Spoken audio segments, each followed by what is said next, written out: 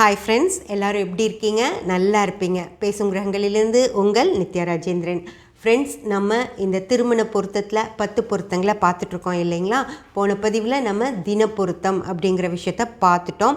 அதுக்கப்புறம் இப்போது நம்ம கன பொருத்தம் அப்படிங்கிற விஷயத்தை பற்றி பார்க்க போகிறோம் ஃப்ரெண்ட்ஸ். அதாவது இதில் இருக்கிற விஷயத்த நான் படிக்கிறேன், அதுக்கு முன்னாடி உங்களுக்கு விஷயத்த சொல்லிடுறேன். அதாவது கணங்கள் அப்படிங்கிறது 3 கணங்கள் இருக்குங்க. ஒன்று வந்து தெய்வ கணம், ஒன்று மனித கணம், இன்னொன்று ராட்சச கணம் அப்படின்னு சொல்லி 8 நட்சத்திரங்கள் தெய்வ கணத்தில், 8 நட்சத்திரங்கள் மனித கணத்துலேயும் 9 நட்சத்திரங்கள் ராட்சச கணத்துலேயும் வருதுங்க. இதை எப்படி சேர்த்துறது அப்படின்னு சொல்லி இவங்க இங்கே கொடுத்துருக்காங்க. இதை நான் படிச்சிட்றேன். உங்களுக்கு அது புரியாது, ஆனாலும் படிச்சுட்டு உங்களுக்கு புரிகிற மாதிரி நான் சொல்கிறேன். கணப்பொருத்தம். ஆண் பெண்களுக்கு ஒரே கணமானாலும் பெண் மானிட கணமும் ஆண் தேவகணமானாலும் உத்தமம். பெண் தேவகணமும் ஆண் மானிட கணமானாலும் பெண் தேவகணமும் ஆண் ராட்சச கணமானாலும் மத்தியமம். பெண் ராட்சச கணமும் ஆண் தேவகணமும் பெண் மானுட கணமும் ஆண் ராட்சச கணமும் பெண் ராட்சச கணமும் ஆண் மனுஷ கணமும் ஆனாலும் பொருந்தாது. ஆண் நாள் முதல் பெண் நாள் 13க்கும் மேற்பட்டிருந்தால் பெண் ராட்சச கணமானாலும் தோஷமில்லை. இதுதான் ஃப்ரெண்ட்ஸ் இதுக்கு அவங்க கொடுத்துருக்கிற விளக்கம். அதாவது கணப்பொருத்தத்துக்கு அவங்க பஞ்சாங்கத்தில் கொடுத்துருக்கிற விளக்கம். இது என்ன பஞ்சாங்கம் அப்படிங்கிறத நேற்றே நான் சொன்னேன், இப்போவும் ஒரு தடவை காட்டுறேன். சபரி பஞ்சாங்கம். ஓகேங்களா? இப்போது இதில் என்ன கொடுத்துருக்காங்க அப்படின்னு சொல்லி நீங்கள் பார்த்தீங்க அப்படின்னா, அதாவது பெண் ஆணும் ஒரு ஆண் ஜாதகமும் ஒரு பெண் ஜாதகமும் தேவகணமாக இருந்தால் பிரச்சனையே கிடையாது. ஒரு ஆண் ஜாதகமும் பெண் ஜாதகமும் ஒன்று தேவகணம் ஒன்று மனித கணமாக இருந்தால் பிரச்சனை கிடையாது. ஆனால் ராட்சச கணம் அப்படின்னு சொல்லி வர்றப்போ பெண்களை ராட்சச கணம் இருக்கிற ஆண் ஜாதகத்தோட சேர்த்தலாமாமா. ஆனால் பெண் ராட்சச கணமாக இருக்கிற பெண் ஜாதகங்களில் ஆண் ஜாதகத்துக்கு பொருத்தமில்லை அப்படின்னு சொல்லி தான் இதில் போட்டிருக்காங்க.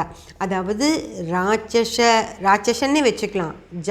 ஆண் ஜாதகங்கள் ராட்சசத்தன்மையோடு இருந்தாலும் பெண்களை அந்த ஆண்களோட சேர்த்து வைக்கலாம்.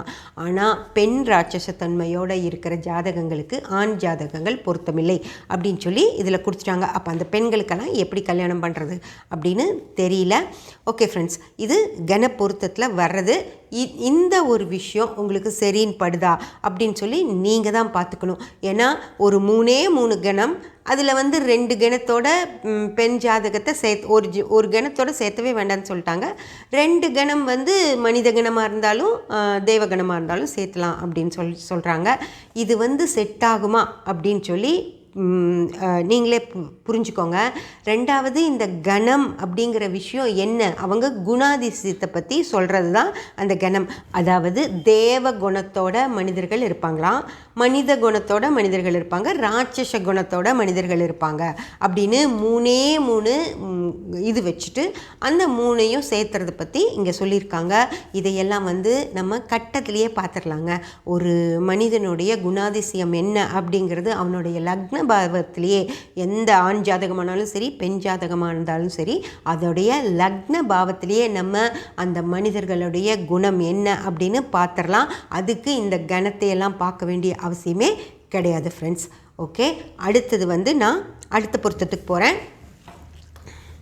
அடுத்த பொருத்தம் என்ன அப்படின்னு பார்த்தீங்கன்னா மகேந்திர பொருத்தம். அவங்களே பிராக்கெட்டில் புத்திர விருதி அப்படின்னு சொல்லிட்டாங்க. அதாவது மகேந்திரம் அப்படின்னா குழந்தைகளை குறிக்கிறதுங்க. ஒரு ஆணையும் பெண்ணையும் சேர்த்து வச்சா அவங்களுக்கு குழந்தைகள் இருக்குமா அப்படின்னு பார்க்குறது தான் இந்த மகேந்திர பொருத்தம். அதாவது அதுக்கு என்ன விளக்கம் கொடுத்துருக்காங்கன்னு சொல்லிட்டு அதுக்கப்புறம் நான் உங்கள் கூட அதை பற்றி பேசுகிறேன்.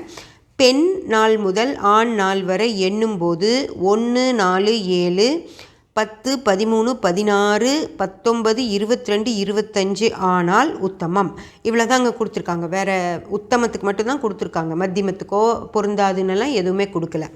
அதாவது பெண் நாள் முதல் ஆண் நாள் வரை எண்ணும்போது 1, 4, 7, 10, 13, 16, 19, 22, 25 நட்சத்திரங்களாக இருந்தால் உத்தமம் அப்படின்னு கொடுத்துருக்காங்க. அப்போது இந்த மகேந்திர பொருத்தம் நிறைய ஜாதகங்களுக்கு வரவே வராது. அதாவது ஒரு ஜாதகத்திலிருந்து அது இந்த ஒரு நட்சத்திரத்துலேருந்து அதே நட்சத்திரம் தான் 1வது நட்சத்திரமாக வரும். 1 இருந்தால் ஓகேயா, 2, 3 அடுத்த நட்சத்திரமும் அதுக்கடுத்த நட்சத்திரமும் ஆகாது.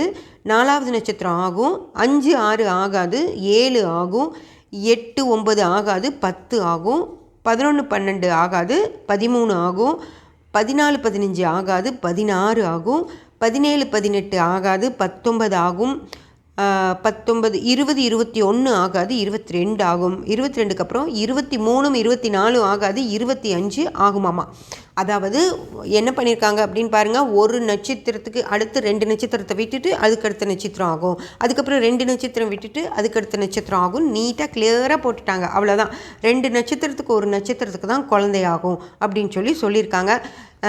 இது என்ன தேவை இருக்குதுன்னு எனக்கு தெரியல. ஏன் அப்படின்னு சொல்கிறேன்னா, இப்போ உங்களுக்கு திருமணத்தில் ஒரு தம்பதிக்கு குழந்தை இருக்கணும் அப்படின்னா அவங்களுடைய 5ஆம் பாவம் ரொம்ப நல்லா இருக்கணும் ஃப்ரெண்ட்ஸ். அதே போல் குரு நல்லா இருக்கணும். குரு நல்லா இருந்துட்டாலே அவங்களுக்கு அழகாக குழந்தைங்க பிறந்துடும். அதே போல் 5ஆம் பாவம் அப்படிங்கிறது நல்லா இருந்துருச்சு அப்படின்னா அவங்க நல்லா ஒற்றுமையாக வாழ்ந்து சந்தோஷமாக இருந்து நல்லா அழகழகான குழந்தைகள் அவங்களுக்கு பிறக்கும். இது 5ஆம் பாவத்தையும் குருவும் மெயினாக பார்த்தா போதும். அதுக்கடுத்து லக்னம் அப்படிங்கிறது எல்லா விஷயங்களும் லக்னபாவம் வச்சுருக்கோம். அதனால் ஒரு ஜாதகருக்கு 5ஆம் பாவமே கெட்டு குருவுமே கெட்டு இருந்தாலும் லக்னம் நல்லா இருந்துருச்சு அப்படின்னா கண்டிப்பாக அவங்களுக்கு குழந்தை உண்டாகுங்க.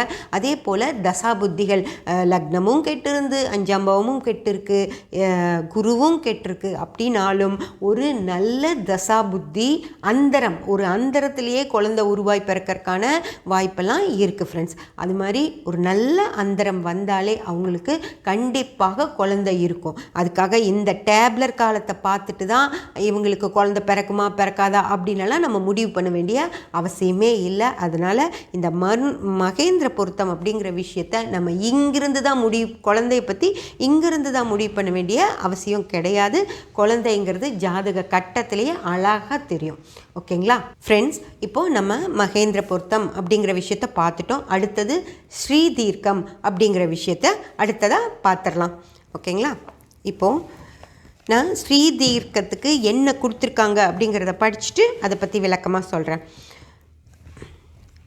ஸ்ரீதீர்க்க பொருத்தம் பெண் நாள் முதலாக எண்ணும்போது ஆண் நாள் 13க்கு மேலானால் உத்தமம். சிலருக்கு 7க்கு மேல் மத்தியமம் என்பர். இதன் பலன் இந்த பொருத்தம் இராவிட்டால் பெண்ணுக்கு கண்டம். ஃப்ரெண்ட்ஸ், இதில் என்ன சொல்லியிருக்காங்க அப்படின்னு பார்த்தீங்கன்னா, பெண் நாள் முதலாக எண்ணும்போது, அதாவது ஒரு பெண் பிறந்த நட்சத்திரத்திலேருந்து எண்ணிட்டே போனால் 13வது நட்சத்திரத்துக்கு மேலே வர்ற நட்சத்திரங்கள் மட்டும்தான் உத்தமம். முதல் 13 நட்சத்திரங்கள் உத்தமம் இல்லை, அதாவது அதை பொருத்தாதீங்க அப்படின்னு சொல்கிறாங்க. சிலர் 7க்கு மேல் மத்தியமம் என்பர் அப்படின்னு சொல்லியிருக்காங்க. அதாவது 7வது நட்சத்திரத்திலிருந்து மேலே போனாலும் பரவாயில்ல அப்படின்னு சொல்கிறாங்க. இதன் பலன், இந்த ஸ்ரீதீர்க்கத்தோட பலன் என்ன அப்படின்னு பார்த்தீங்கன்னா, இந்த பொருத்தம் இராவிட்டால் பெண்ணுக்கு கண்டம். அதாவது அந்த ஸ்ரீதீர்க்கம் அப்படின்னால என்ன, தீர்க்கம் அப்படின்னா ஆயுள் தீர்க்கத்தை பற்றி தான் சொல்கிறாங்க. ஸ்திரீ அப்படின்னா பெண்ணுங்க. அதாவது இந்த ஸ்ரீதீர்க்க பொருத்தம் இல்லாமல் போச்சுன்னா அந்த பொண்ணோட வாழ்க்கையில் கண்டம் அப்படிங்கிறது தான். அதாவது அந்த பொண்ணு ரொம்ப காலம் உயிரோட நல்லபடியாக இவரோட வாழ மாட்டாங்க அப்படிங்கிறது தான். அதாவது ஆண்களுக்கு ரஜ்ஜு பொருத்தம்னு சொல்கிற மாதிரி பெண்களுக்கு ஸ்ரீதீர்க்கம் அப்படின்னு சொல்கிறாங்க. அதுலேயும் பார்த்திங்கன்னா ரஜ்ஜு பொருத்தத்தை தான் முக்கியமாக பார்ப்பாங்க. அதாவது ஒரு பெண்ணுக்கு கல்யாணம் பண்ணி அந்த கணவர் இருக்கணுமாமா. ஆனால் இந்த ஸ்ரீதீர்க்கம் அப்படின்னு சொல்கிறது முக்கியம் இல்லை அப்படின்றவாங்க. அதாவது ஒரு ஆண் எத்தனை பெண்களை வேணால் கல்யாணம் பண்ணிக்கலாம். அதனால் அவனுக்கு பெண் உயிரோடு இருந்தே ஆகணும் அவசியம் இல்லை. ஒரு பொண்ணு அந்த காலத்துலங்க இந்த மருத்துவ உதவிகள்லாம் கிடைக்காத காலத்தில் பெண்கள் பிரசவத்தில் இறந்து போயிடுவாங்க. அப்படி அந்த பொண்ணு இறந்து போயிடுச்சுன்னா 2 மாதத்தில் அந்த குழந்தையை பார்த்துக்கிறதுக்காக இன்னொரு கல்யாணம் பண்ணிக்க ஆண்களுக்கு அந்த சுதந்திரம் இருந்துச்சு. அதனால தான் ஸ்ரீதீர்க்கத்தை பற்றி கவலைப்படாமல் இருந்தாங்க. ஆனால் இந்த ரஜ்ஜு பொருத்தம் அப்படிங்கிற விஷயத்துக்கு ரொம்ப கவலைப்படுவாங்க. ஏன்னா ஆண் வந்து அந்த பொண்ணு உயிரோடு இருக்க வரைக்கும் அந்த பொண்ணை காப்பாற்றுறதுக்காக அந்த ஆணும் உயிரோடு இருக்கணும். அதனால் ரஜ்ஜு பொருத்தம் பார்த்து கல்யாணம் பண்ணி வைப்பாங்க ஃப்ரெண்ட்ஸ். அப்போ இருந்த விஷயங்கள் எல்லாமே ஆண்களுக்கு சாதகமாக தான் இருந்திருக்கு. சரி, அதை பற்றி நமக்கு எந்த பிரச்சனையும் இல்லை. ஆனால் ஸ்ரீதீர்க்கம் அப்படிங்கிற இந்த ஒரு விஷயம் பார்த்துக்கோங்க. ஒரு பொண்ணோட நட்சத்திரத்திலிருந்து 13 நட்சத்திரம் தள்ளி கல்யாணம் பண்ணினா அந்த பொண்ணு முழு ஆயுளோடு இருப்பாங்க அப்படின்னு இருக்குது. இது ஏதாவது ஏற்பு இருக்கா அவங்களுக்கு அப்படின்னு பார்த்துக்கோங்க. ஒரு பொண்ணோட ஜாதகத்தில் அவங்களோட ஆயுள் எவ்வளோ அப்படின்னு முடிவு பண்ணுறது லக்ன பாவம், சூரியன், சனி, 8ஆம் பாவம், 12ஆம் பாவம். இதெல்லாம் தான் ஒரு பெண்ணோட ஜாதகத்தில் அந்த பொண்ணோட ஆயுள் எவ்வளோ அப்படிங்கிறத சொல்லுமோ தவிர இந்த ஸ்ரீதீர்க்கம் அப்படிங்கிற இந்த விஷயம் இல்லை. ஒரு நட்சத்திரத்துலேருந்து அதனுடைய 13 நட்சத்திரம் தள்ளி போயிட்டோம் அப்படின்னா அவங்க ஆயுள் வந்து தீர்க்கமாக இருந்துருமா? நல்லா யோசிச்சு பார்த்துக்கோங்க. கல்யாணம் அப்படிங்கிற இடத்துல தான் கணவர் வர்றாரு. அந்த இடத்துல தான் 13 நட்சத்திரம் தள்ளி போகணுமா? அந்த பொண்ணு பிறந்ததுலேருந்து வாழ்ந்துட்டு தானே இருக்குது. அதுக்கப்புறம் எதுக்குங்க அந்த 13 நட்சத்திரம் தள்ளி இருக்கிற பையனை கல்யாணம் பண்ணால் தான் இந்த பொண்ணு ரொம்ப நாள் வாழுமா? இப்படியெல்லாம் சொல்கிறத நீங்கள் எல்லோரும் ஏற்றுக்கிறீங்க அப்படின்னா தாராளமாக இந்த பொருத்தங்களை பார்த்து நீங்கள் திருமணம் பண்ணலாம் ஃப்ரெண்ட்ஸ். இப்போது நம்ம வந்து இந்த 3 விஷயங்கள் பார்த்துட்டோம். அதாவது கணப்பொருத்தம், மகேந்திர பொருத்தம், ஸ்ரீதீர்க்கம் 3ம் பார்த்துட்டோம். நாளைக்கு அடுத்து வர்ற பொருத்தங்களை எல்லாமே பார்க்கலாம் ஃப்ரெண்ட்ஸ். சப்ஸ்கிரைப் பண்ணி பெல் பட்டன் ப்ரெஸ் பண்ணி வச்சுக்கோங்க. அப்போ தான் நான் போடுற எல்லா பதிவுகளும் உங்களுக்கு கிடைக்கும். லைக் பண்ணி ஷேர் பண்ணி கமெண்ட் பண்ணிங்கன்னா எனக்கு சப்போர்ட்டிவாக இருக்கும். Thank you friends.